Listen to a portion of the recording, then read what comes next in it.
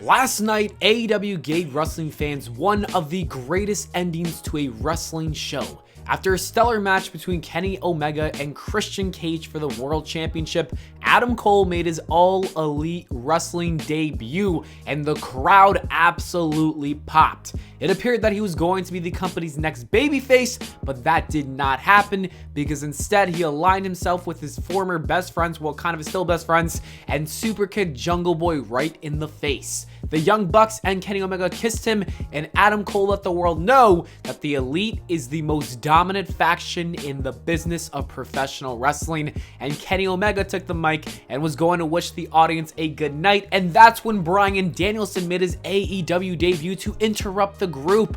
Tony Khan really booked two massive debuts in the same segments just a few minutes apart.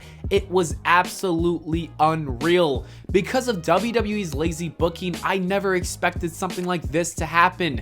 It sounded way too good to be true, but it was true. Bryan Danielson came out to an even louder pop, and the crowd lost their shit. This was a special moment. The beatdown he gave Nick Jackson afterwards was nice. The yes chants were thunderous, and the moment was just perfect. AEW literally delivered a classic moment that will be remembered forever in wrestling history. Not only because it was fun, but because I believe these debuts have changed the landscape of the business itself. Adam Cole and Bryan Danielson were two huge signings. AEW now has some real momentum and firepower right now. When you consider the fact that CM Punk, Malachi Black, Andrade, Thunder Rosa, and Ruby Soho also joined and signed with the company this year, it is very obvious that the roster is absolutely stacked. I think this literally changed everything because it finally put AEW on WWE's level.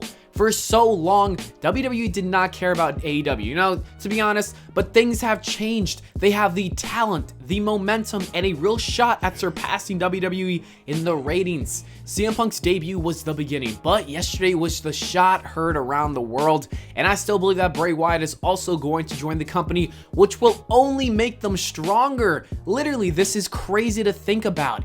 AEW has a chance to actually compete neck and neck with WWE. Tony Khan literally sparked some energy and life back in the pro wrestling world. I've never been this excited about wrestling in a very long time, and that just tells you that this was really special. AEW Dynamite, I believe, can reach 2 million viewers in a few months, if not in a month or two. I don't know. Chris Jericho's prediction sounds about right. We're going to look back at this all-out pay-per-view as the moment that changed AEW and wrestling altogether. I'm really glad I was able to witness it while it was happening live. Obviously not in person, but you know what I mean. Anyways, I think that is enough talking about the debuts. For the rest of the video, I'm going to give you my thoughts on the other bouts on the match card.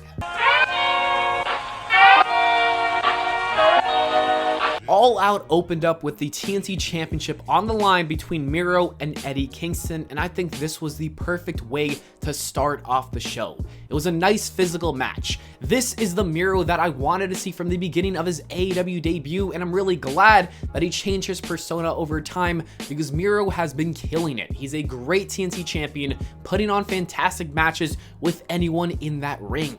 The gimmick is also really good as well.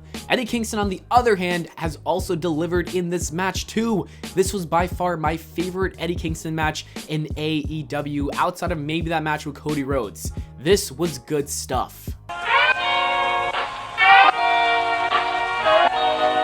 The next match on the card was Jon Moxley taking on New Japan legend Kojima. I'm not gonna lie, I had some doubts about this match because I was not sure if a 51-year-old legend was able to put on a good match, but thankfully he proved me wrong. Kojima and Moxley kept the momentum going for the show because this was another great match. Similar to Miro versus Kingston, this was about two men that were actually beating the crap out of each other. After the match came to an end, we got a nice surprise because Minoru Suzuki came out to confront Moxley, and then both of them proceeded to give us a preview of what is to come later on. That match between those two is going to be must-see television programming.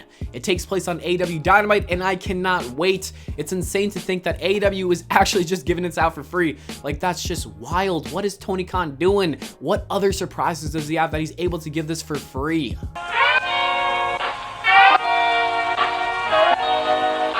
After that, we had Britt Baker defending her women's championship against Kris Statlander. I knew this match was going to be good because both of these ladies are some of the best wrestlers in the women's division. It was fun, and whoever booked the ending is a genius because that was a perfect way to end it. Britt Baker is just such a good champion, and she needs to hold that championship for as long as she can.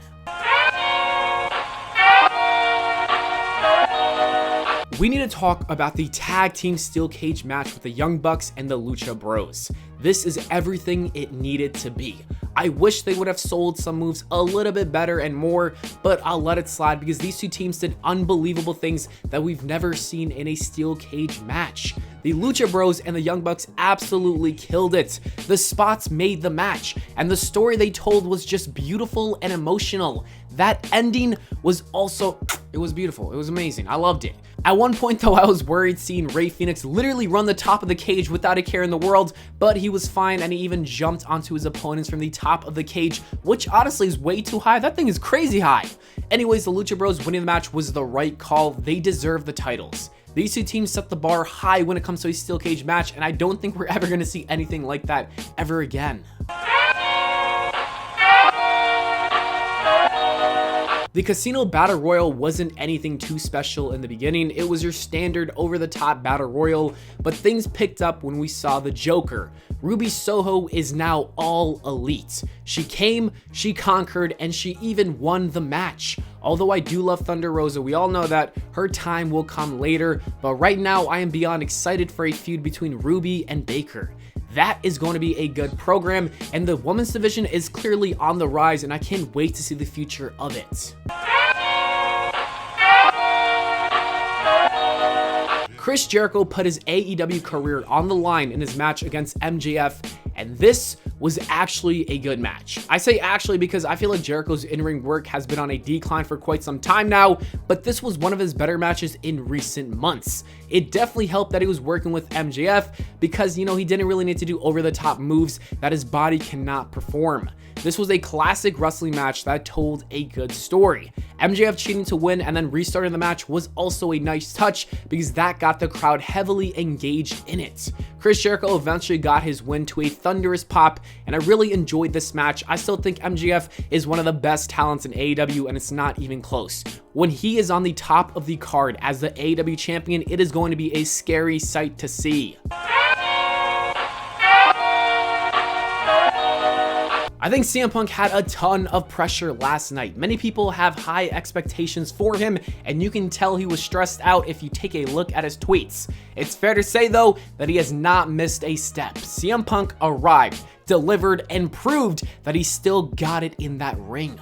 Pairing him with Darby Allin in his return match was also very wise. Allin does not have any bad matches. The only thing I didn't like about this was CM Punk's attire. It was pretty ugly, and that's sad because CM Punk always has the best attires, but outside of that, everything else was top notch. And the main event of the show was Christian Cage versus Kenny Omega for the AEW World Championship. The match was so good. I love Christian's work because he's so good. I think he's been putting on better matches than Edge in my honest opinion right now. I don't like to compare too much, but his work rate has been superb. Cage and Omega have really good chemistry together as well. This was just another classic match between the two of them, and we already know what happened afterwards. Overall, All Out was one of the best wrestling shows I've ever seen, and I am excited about wrestling again, and for that, I have to say thank you, Tony Khan.